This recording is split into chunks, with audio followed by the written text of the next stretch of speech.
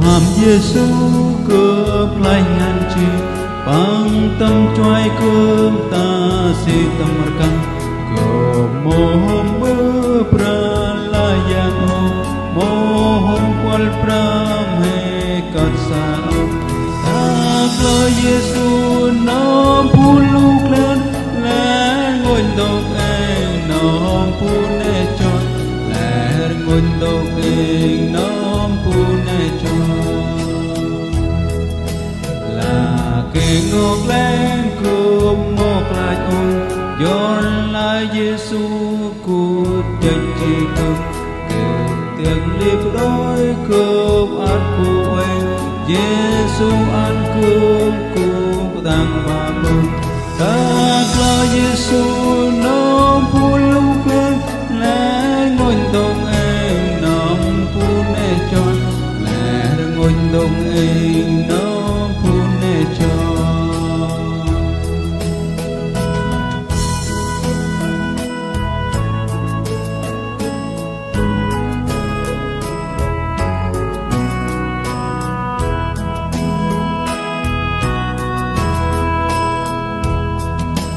là kẻ phụ mơ tâm một